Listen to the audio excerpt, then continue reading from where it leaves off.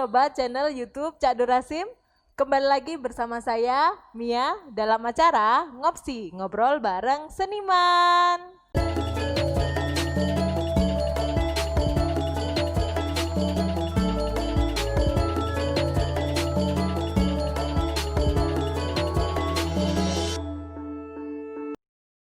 Jamu adalah sebutan untuk obat tradisional herbal.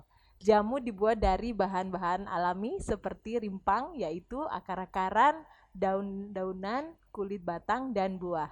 Tapi jamu kali ini sangat berbeda. Jamu ini tidak diminum, tapi jamu ini enak didengar. Apakah jamu ini? Penasaran kan? Kita lihat cuplikannya.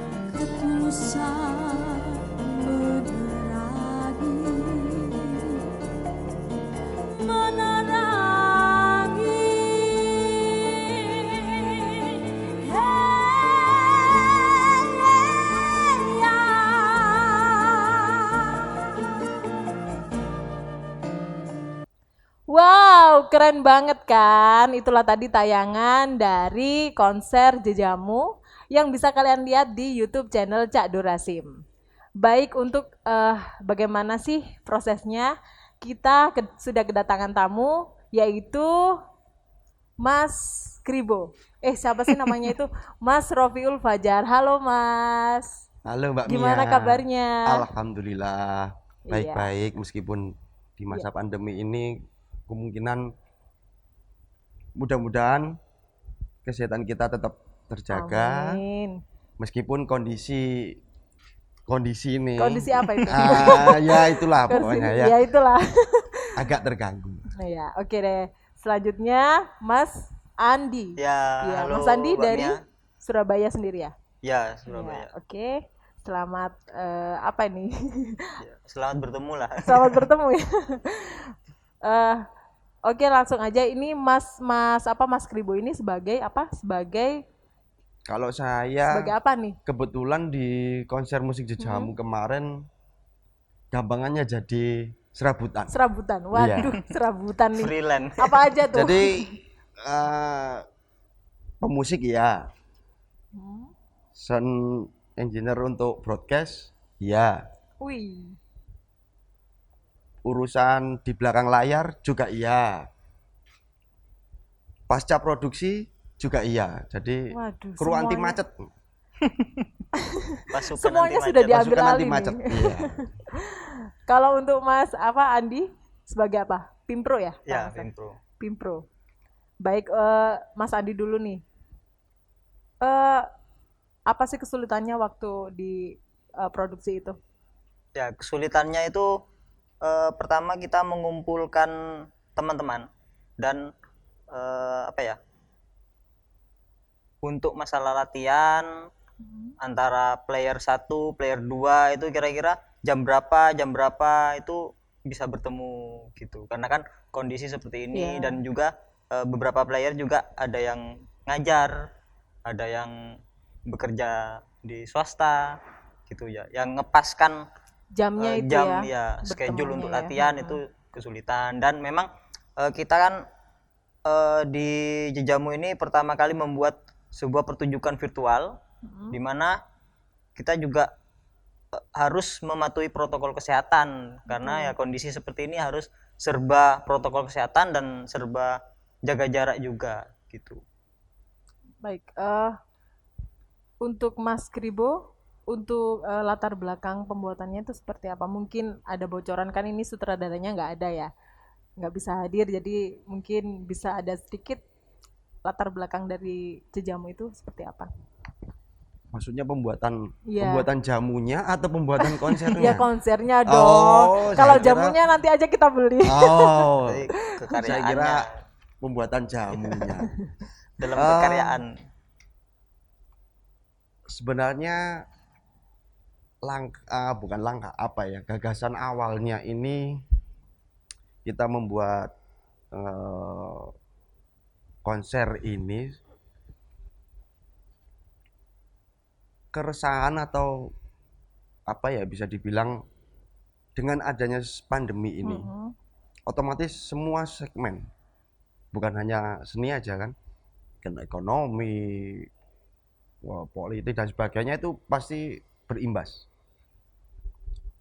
Dengan adanya imbas dari pandemi ini otomatis semuanya pasti dari volume kegiatan yang awalnya memang katakanlah 100%, akhirnya turun drastis jadi 50 atau bahkan jadi 30 atau 40%. Lah, ini yang menjadi sorotan kami, yang menjadi istilahnya gagasan kami, jangan sampai musik ini dengan adanya pandemi ini akhirnya ikut mati. Jadi akhirnya kita berberapa ya Mas Andi ya? Waktu itu ada 10 orang kalau nggak salah ya. 10 dari teman-teman kita nggak sengaja ketemu, ngobrol, akhirnya ya sudah di malam itu kita putuskan jadi kita bikin konser gini bla bla bla bla bla. Oke, sepakat. Jadi otomatis personilnya berapa tadi? 10. Ya, di 10 awal itu cuman berkembang kan lebih dari 10 orang. Jadi awalnya tuh ya salah duanya ya kita berdua ini, di samping komposer kita Mas Joko Porong itu kebetulan kita pas ke ngobrolnya itu di rumahnya beliau. Jadi ya udah malam itu juga kita ketok palu untuk jadi Jejamu itu. Ya. Kenapa sih kok Jejamu? Kenapa enggak bukan cerita cinta atau legenda? Kan banyak ya cerita-cerita yang menarik, kok memilih Jejamu itu kenapa? Apa ya? Kalau dikait-kaitkan Jejamu dengan di masa pandemi ini, mudah-mudahan konser Jejamu ini bisa mengobati keresahan-keresahan teman-teman seniman, terutama teman-teman musik dan seniman-seniman yang lain, bahwasanya kita jangan sampai kalah dengan situasi yang istilahnya bisa dibilang chaos seperti ini kan. Tidak hanya di Indonesia, tidak hanya di Jawa Timur, tidak hanya di Surabaya, ini seluruh dunia. Seluruh dunia pun sama, tapi bagaimana kita mensikapi ini, mensikapi situasi pandemi ini, situasi COVID-19 ini, supaya terus kita dapat berkarya. Meskipun dengan penyesuaian kan. Kalau biasanya kita pentas di panggung baik proscenium atau di open space, sekarang kita hanya virtual. Jadi mau nggak mau kita harus ya. mensikapi bagaimana panggung yang secara live itu dihadirkan dalam virtual. Baik, untuk Mas Andi, berapa lama sih proses latihannya? Proses latihannya cukup singkat. Jadi ada 3 repertoar, itu digarap dalam waktu 1 bulan. Ya, karena memang semua bergerak cepat dalam waktu 1 bulan harus sudah menyelesaikan 3 repertoar itu. Singkat ya, ada sekali. 3 karya ya? 3 karya. Ada apa aja sih Senandung, Semampir, sama Semaput. Wih, unik sekali ya. Kenapa sih kok memilih itu? Maksudnya nama-namanya itu? Ya itu dari komposer ya. Kan dari ya. Jejamu. Tapi dalam jamu itu ada tadi senandung, Ada senandung, semampir, semaput, dan semampir. semampir. Nah itu kenapa?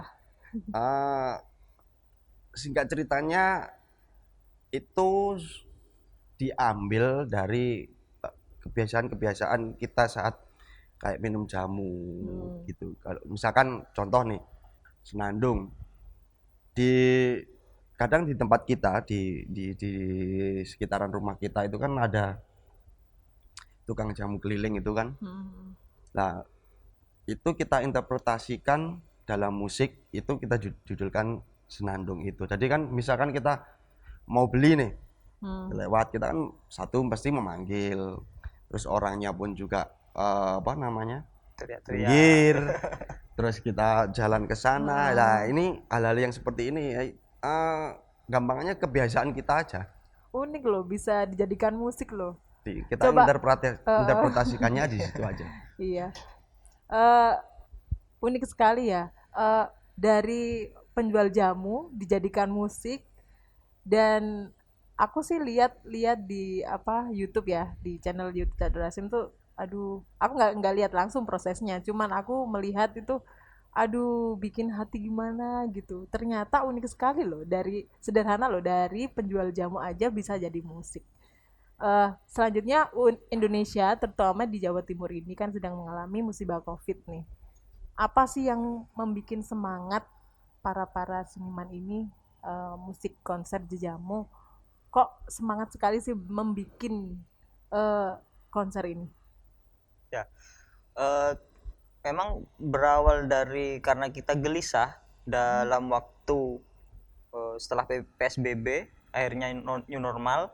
Ya kita yang notabene sering kali berkarya pentas, dan dalam waktu 3 bulan itu ya kita Total. tidak ngapa-ngapain gitu. Ya akhirnya kita tetap memperjuangkan ini, kita agar tetap menjadi imunitas kita, tidak hanya imunitas seperti olahraga. Lah, kita berpikir, kita berkarya itu juga menjadi salah satu imunitas agar kita tetap produktif walaupun ke kondisi pandemi seperti ini gitu. Itu tetap menjadi semangat perjuangan kita untuk merespon pandemi ini seperti apa. Kita tetap membuat karya secara virtual dengan tetap protokol kesehatan, yaitu yang membuat kita semangat. Ya kita ingin menunjukkan ke teman-teman yang lain, walaupun pandemi kondisi seperti ini, kita harus tetap visi misi tetap berkarya gitu. Hebat sekali. Selanjutnya apa sih pesan-pesan untuk para seniman lain? Mungkin kan dalam kondisi seperti ini ya, pandemi, mungkin ada pesan-pesan satu-satu ya. Dari Mas Kribo silakan. Kalau dari saya sih jangan kita menyerah jangan menyerah dengan keadaan. Apapun kondisi kita, bagaimanapun kondisi kita, dan sejauh mana kita bisa meraih, tetap kita harus berkarya. Memang saya akui secara pribadi, mungkin teman-teman seniman lain pun juga mengakui, juga sadar bahwa yang kebiasaan kita pentas live di atas panggung, baik di Prosenim ataupun di open space atau di mana saja yang dihadiri oleh banyak penonton, sekarang sudah tidak bisa lagi. Tinggal bagaimana kita mengemas karya kita dalam bentuk sajian virtual. Itu aja. Jadi tetap terus semangat, terus berkarya. Kalau kita ngomong soal perangkat, sama saja. Saya yakin semua seniman-seniman pun kalau ngomong soal perangkat atau apa istilahnya equipment yang mereka punya, mereka juga pasti bilang kita nggak ada ini, nggak ada itu. Sama, kita pun juga sama. Tapi bagaimana kekurangan itu kita tutupi, mungkin kita bisa kerjasama dengan yang lain, siapa pihak-pihak vendor-vendor yang terkait.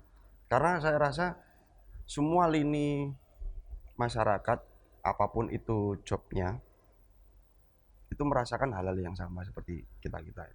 Jadi tetap semangat, tetap gali kreativitas dan hadirkan apa yang biasanya dilihat banyak orang, kita pindah di wadah yang baru di dunia virtual ini. Oh iya, kita belum menyentuh ini ya. Ini kerjasama dengan siapa aja sih? Kebetulan kemarin itu Gamelan Saunggaling, wadah kita ya. Gamelan Saunggaling itu Gamelan Saunggaling itu awalnya sebuah KKM. Oh, KKM. KKM di UNESA. UNESA. Jadi kita terkumpul di situ di sebuah KKM itu, dan sekarang masih berjalan, dan alhamdulillah anggotanya pun juga tambah banyak, dan juga sudah ada yang alumni seperti saya, Mas Andi, dan ada teman-teman yang lain. Nah, Gamelan Saunggaling ini akhirnya jadi wadah kita untuk berkesenian. Gamelan Saunggaling bekerjasama dengan MMS Production, itu dari Multimedia Smackdoor, dan NSP Production atau Swara Production, itu juga dari teman-teman Smackdoor. Ada juga yang untuk broadcasting dari Wong Deso Production. Kalau untuk Mas Andi gimana? Ya, pesan untuk teman-teman seniman, jangan berhenti karena kondisi seperti ini. Kita harus tetap berjuang. Proses kreatif, tidak perlu hal-hal yang besar, tidak perlu hal-hal yang mewah. Apa yang ada ya kita maksimalkan, dan yang penting ya inilah kondisi yang harus kita sikapi di normal baru ya, new normal ini. Kita harus tetap berkarya, jangan patah semangat. Ya, kita harus bisa jangan menutup diri lah. Jangan menutup diri. Kita juga yang tadi disebutkan, kita bekerja sama dengan broadcasting, karena memang kondisi new normal ini harus disikapi bukan lata, tapi ya memang kondisinya harus virtual. Nah gitu kan, berarti kan akhirnya kita harus kerjasama dengan lintas cabang kesenian yang lain gitu. Ya itu, jadi jangan menutup diri. Mari kita keluarkan dan buat karya semaksimal mungkin. Apa yang ada kita maksimalkan, ya itu aja. Nggak perlu ini ya, apa maksudnya, kan seperti itu kan perlu dana atau apa kan ya, itu akhirnya kita berpikir ulang lagi. Yang biasanya pentas harus ada dana, pentas harus nunggu job atau nunggu tanggapan, ya kita mencari kemasan-kemasan yang lebih kreatif lagi, ya menyikapi kondisi misal seperti YouTube, misal podcast, atau buat kemasan-kemasan lainnya yang memang kondisinya seperti ini ya lagi cocok gitu. Baik, saya menyimpulkan jangan membuat sebuah pandemi ini menjadi penghalang untuk berkarya. Banyak media sosial yang bisa dimanfaatkan untuk kita terus berekspresi. Dengan demikian, terima kasih saya ucapkan dan mohon maaf apabila ada salah. Saya Mia dan kru yang bertugas mohon undur diri. Terima kasih. Tetap di Ngopsi, ngobrol bareng seniman. Bye-bye.